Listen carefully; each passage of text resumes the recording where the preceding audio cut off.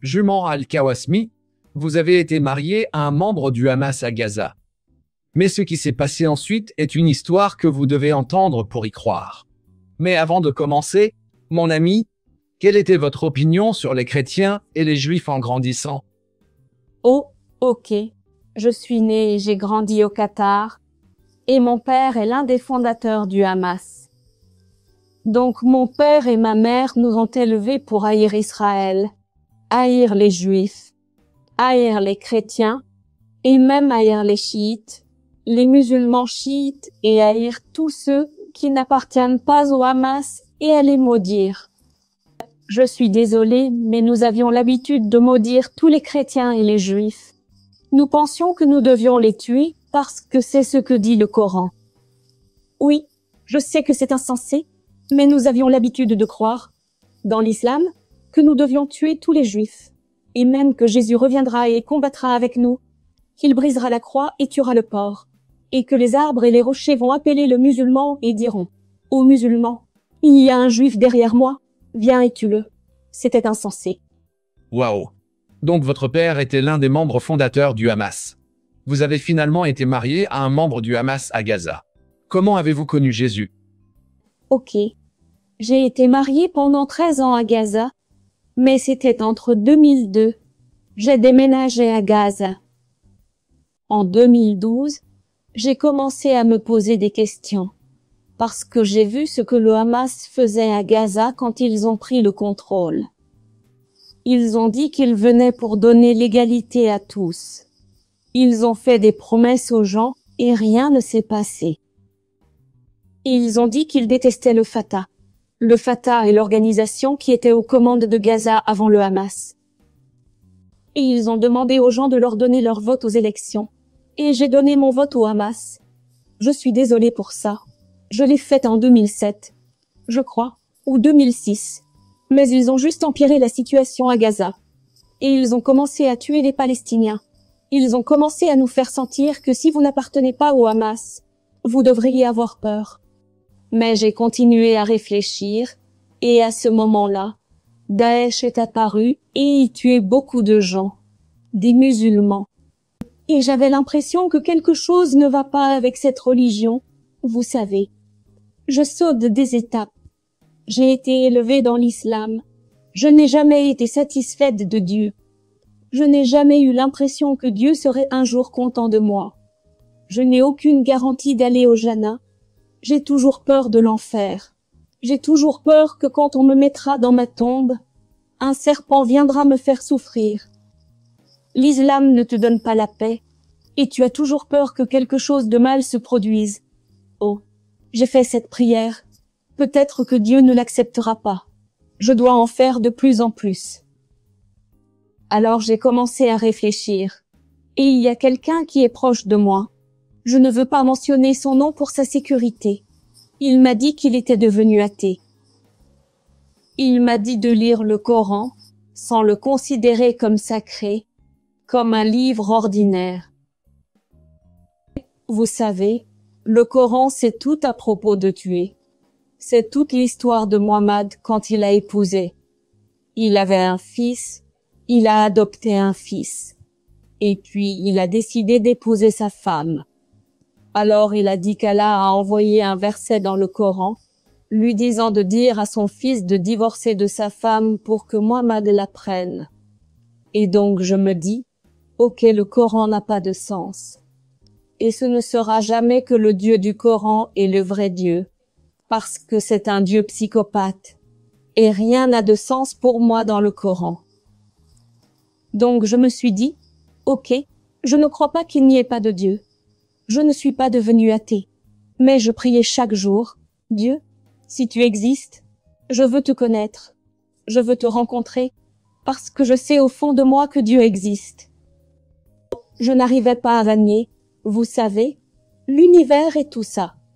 Et quand je priais Dieu pour qu'il guérisse, il a guéri mes enfants qui étaient sur le point de mourir. Et j'ai eu comme un sentiment, je savais qu'il y avait un Dieu. Et j'ai commencé à prier de 2012 à 2014. Il y a eu une guerre entre le Hamas et Israël. Et je me souviens que les FDI ont appelé mon ex-mari. et ils lui ont dit d'appeler mes voisins parce qu'ils allaient bombarder leur maison. Et il leur a dit, « Oh, il n'y a personne dans la maison, parce qu'Israël se soucie de la vie des civils. Ils appellent les gens avant de bombarder les maisons. Ils ne détruisent pas les maisons au hasard. Cette nuit-là, ils ont bombardé la maison de nos voisins. C'était si effrayant pour moi. J'ai eu l'impression que, oh, j'allais bientôt mourir. J'ai beaucoup pleuré cette nuit-là. J'ai dit, Dieu, si tu existes, je veux te connaître. Je veux invoquer ton nom. Je veux que tu me sauves. » Donc, cette nuit-là, je fais un rêve et je me suis vue avec ma mère. Ma mère est décédée en 2005 et c'était en 2014. J'ai vu ma mère et nous étions assises sur un balcon et la lune était si grande et se rapprochait de nous.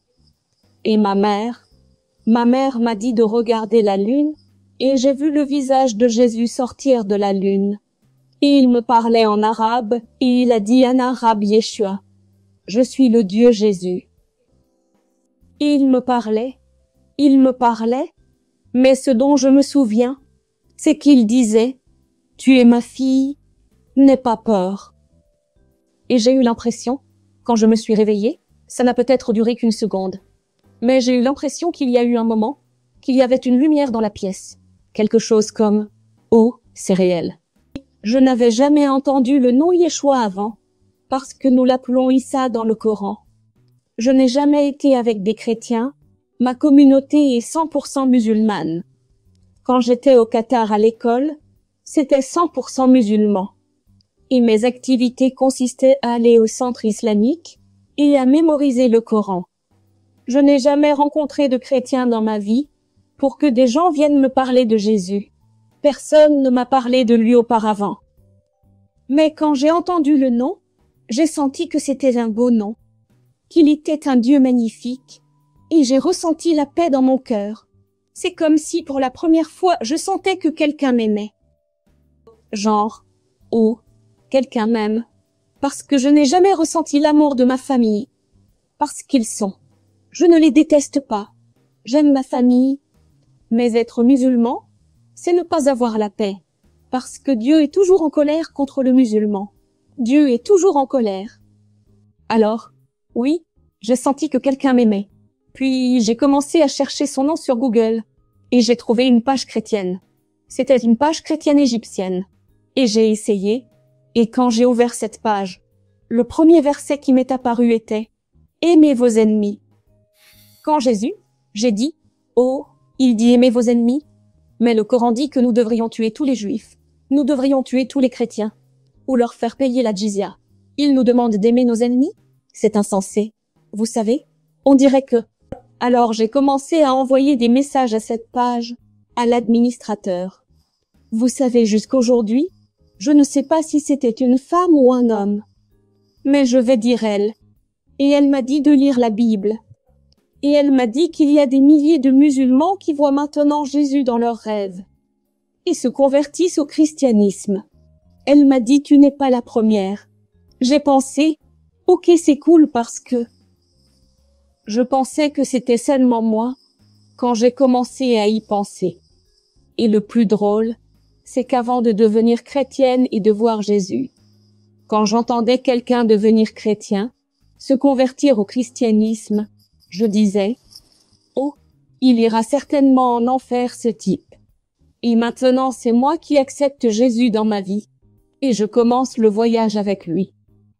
Waouh, waouh, quel témoignage incroyable, c'est extraordinaire. Waouh, gloire à Dieu. Loué soit le roi, ressuscité Yeshua. J'en ai eu la chair de poule. J'essaie de ne pas pleurer en entendant votre témoignage. C'est incroyablement puissant. Nous devrons vous réinviter pour les épisodes 1, 2 et 3, parce que vous avez tellement de choses à partager. J'ai encore quelques questions. Vous disiez que votre père est l'un des membres fondateurs du Hamas. Comment s'appelle votre père? Son nom est Abou Jafar. On l'appelle Abou Jafar. Son vrai nom est Mohamed Kawasmi. Mais comme mon frère aîné s'appelle Jafar, on l'a appelé Abou Jafar Kawasmi. Waouh. Oui. Waouh. Eh bien, laissez-moi vous poser cette question. Homme, quand vous avez été sauvé, et que Yeshua vous est apparu et a transformé votre vie. Vous savez, Je peux sentir la joie du Seigneur résonner en vous. Le Saint-Esprit est fort en vous. Mon ami,